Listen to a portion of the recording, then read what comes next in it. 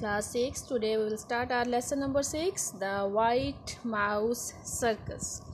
In the beginning of the story, there is introduction of the story is given. You can see here. This is an extract from Roald Dahl's book, The Witches. The story is about a young boy and his encounter with witches. But in that part of the story that is given here in our book, this part of the story is not given here. The boy who lives with his grandmother is due to spend his holidays in Norway, but because this grandmother falls ill, they cannot go. Instead, he is taken to a seaside hotel in England. So we will see that the story takes place at a hotel in England on a seaside. So let's start the story and see the adventure of the boy, what he is doing there. The rooms were booked for us in a place called the Hotel Magnificent in the famous seaside town of Bournemouth. Bournemouth, my grandmother told me, was full of old people like herself.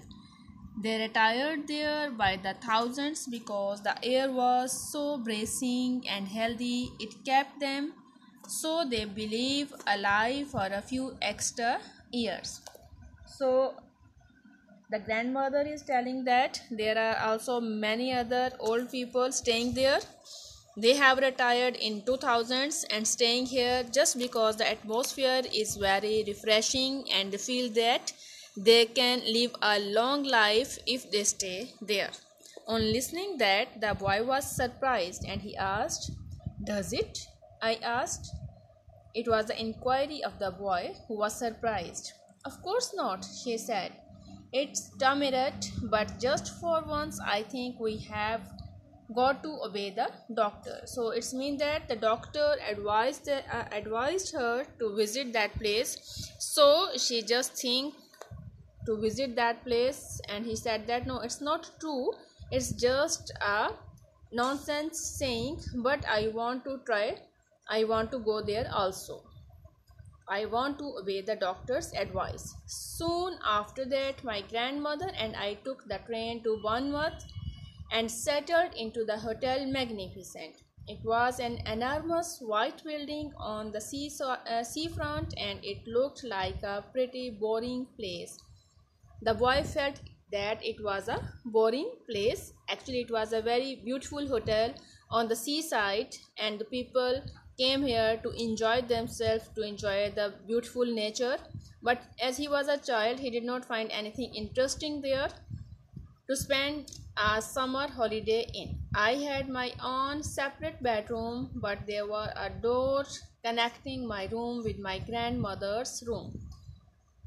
Just before we left for Bournemouth, my grandmother had given me as a consolation a present of 2 white mice in a little cage, and I took them with me.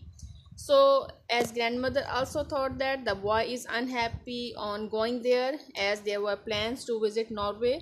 So just to comfort him, grandmother gave him a gift of 2 white mice, and the boy was happy on that gift, so he took them with himself. They were terrific fun. I called them William and Mary, and in the hotel I set out right away teaching them to do tricks. The first trick I taught them was to creep up.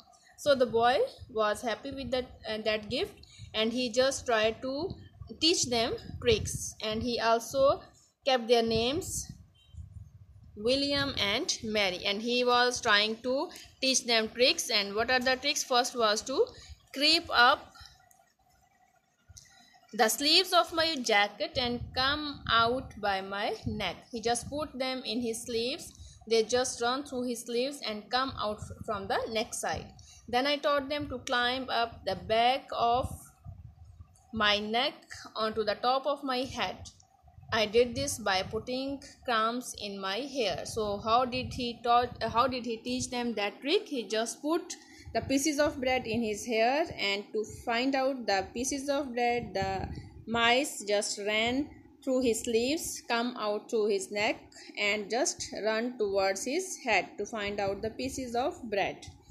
On the very first morning, the chambermaid was making my bed when one of my mice poked its head out from under the sheet. The maid let out a shriek that brought a dozen people running to see who was being murdered. I was reported to the manager. There followed an unpleasant scene in the manager's office with the manager, my grandmother, and me. So it so happened that on the very first morning, when the chambermaid came in their room to just clean the room, when she put up that bed sheet, there was mouse, and she was much frightened, and then she let out a shriek, and it was so loud that the people gathered there, and they created a scene, and they were called to the room of the manager. The manager, whose name was Mr. Stringer, was bristly man in a black tailcoat.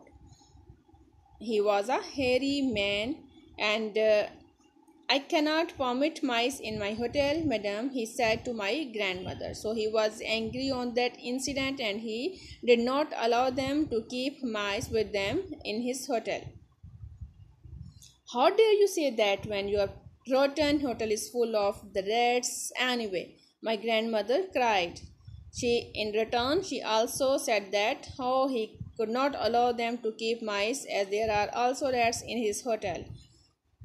Rats? Cried Mr. Stringer, going mauve in the face. His face changed the color because of anger.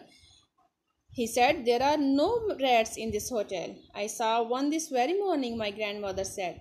It was running down the corridor into the kitchen. So grandmother said that I myself saw rats running towards the kitchen in your hotel. So how can you say us not to keep mice with us? That's not true, cried the stranger. You had better get the rat catcher in at once, my grandmother said, before I report you to the public health authorities. I expect there are rats scuttling all over the kitchen floor and stealing the food off the shelves and jumping in and out of the soup. So grandmother continued that she would complain about the rats in his hotel, as they were moving in and out of the kitchen, and they were also running into the eatables. So never, cried the stranger. He was afraid on that threatening attitude, and he said, no wonder my breakfast toast was all nibbled round the edges this morning, my grandmother went on relentlessly. So his grandmother continued in the same tone that my breakfast was also eaten or nibbled by the rats, and its taste was also not good. No wonder it had a nasty ratty taste. So she just said that I would complain about your hotel to the health authorities. If you are not careful, the health people will be ordering the entire hotel to be closed before everyone gets typhoid fever. So she just threatened the manager of the hotel that if she complained against his hotel, the health authorities would close his hotel, and it was a great loss for him. You are not being serious, madam, Mr. Stringer said. He could not believe that she was going to do that. She was going to complain against his hotel. So he just resisted. I was never more serious in my life, my grandmother said. Are you not going to allow my grandson to keep his white mice in his room? So the grandmother, she continued on her words, and she said that would he allow his grandson to keep the white mouse with him, or he would not allow? He just threatening the manager of the hotel. The manager knew when he was bitten, so he knew that he had to do this one. So, may I suggest a compromise, madam? So he just thought about a compromise. Now he want to solve the situation with some agreement. He said, I will permit him to keep them in his room as long as they are never allowed out of the cage. How's that? So he gave a suggestion to compromise that. he would allow him to keep the mice in his room, but it should be in the cage, not out of the cage. That will suit us very well, my grandmother said, and she stood up and marched out of the room with me behind her. So, grandmother also agreed on that proposal. She said, okay, and then came out of the room of manager, and the boy also left the room of manager. There is no way you can train mice inside the cage now. The boy is worried that how to train the mice in the cage, yet I dared not let them out because the chambermaid was spying on me all the time. She had a key to my door and she kept bursting in at all hours, trying to catch me with the mice out of the cage. So the boy could not dare to let these mouse out of the cage because the chambermaid continuously had an eye on the boy, and she wanted to see him with the mice out of the cage, and she wanted to complain him again towards the manager.